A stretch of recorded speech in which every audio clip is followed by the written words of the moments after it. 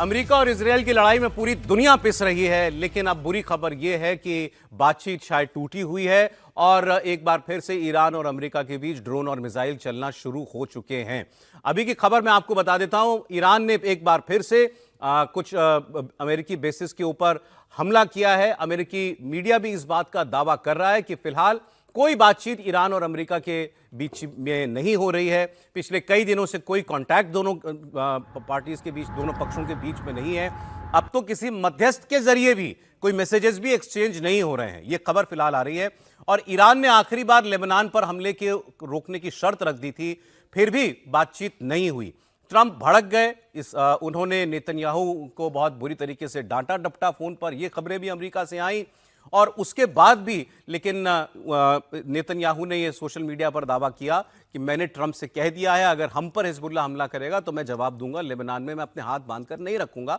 हालांकि ट्रंप ये कह रहे थे कि बात में थोड़ी सी अड़चन आई थी, लेकिन अब सारे पक्ष मान गए हैं, ईरान भी, हिजबुल्लाह भी और इजराइल भी।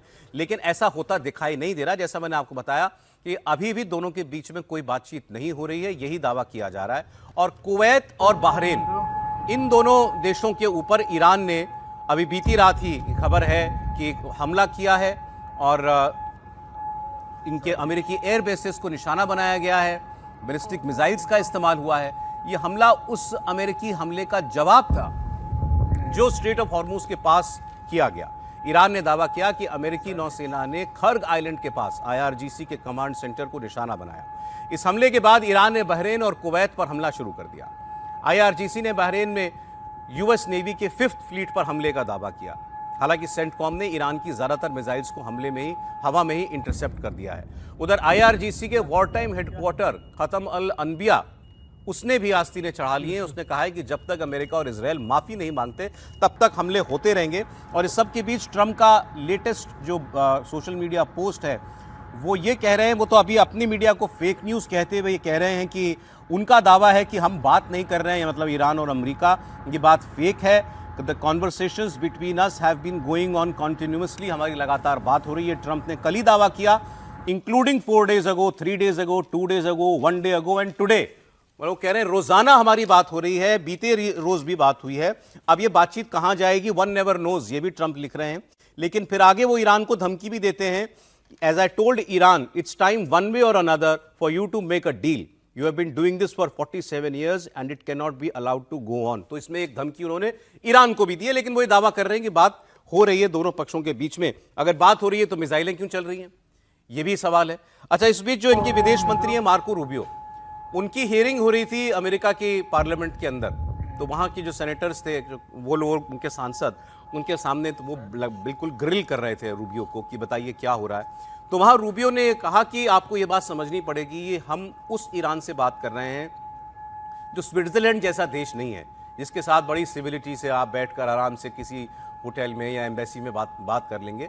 ईरान के साथ बात करना बड़ा जटिल काम है, हमें मध्यस्थों के जरिए बात करनी पड़ती है, ज़्यादातर आमने सामने भी बात नहीं होती है। और दूसरी बड़ी बात उन्होंने ये कही कि ईरान अपने न्यूक्लियर प्रोग्राम के उन एस्पेक्ट्स पर जिस पर उसने आज तक कभी किसी से कोई बात नहीं की, उस पर पहली बार वो बातचीत करने के लिए राजी हुआ है। तो इस बात को अप्रिशिएट कीजिए कि ये बहुत बड़ी बात है।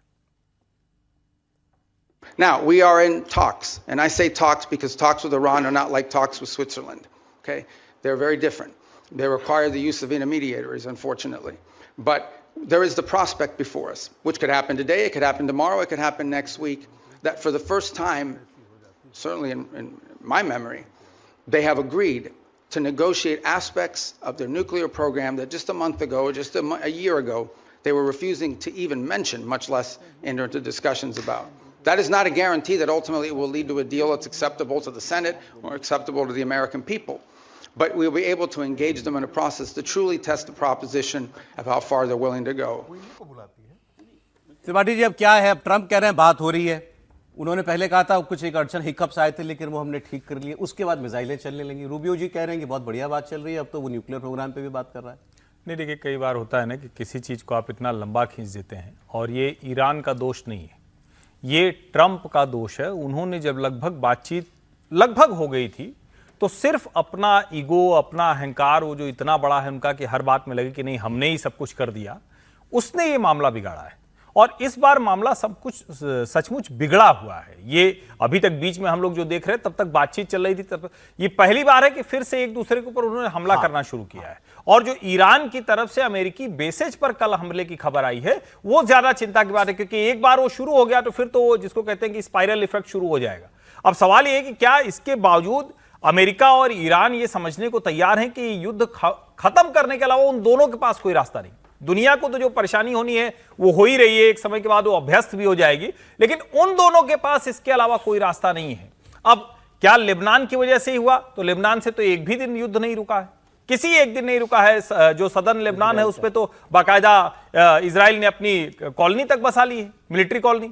तो ये मसला नहीं है, मसला सिर्फ ये है कि क्या ट्रंप जहां तक पहुंच गए थे वहां इतना अड़ गए कि फिर से फिसल कर उन्होंने खुद नीचे आ पोस्ट गए। किया था कि मैंने ही हो अपनी टीमों से कहा है कि 2-3 दिन और लो, नहीं, हो जल्दबाजी मत चुका करो। था वो सब कुछ, डील फाइनल थी, क्योंकि दोनों की तरफ से बयान आ गए थे, चाहे न्यूक्लियर पर हो या फिर स्टेट ऑफ हॉर्मुज पर।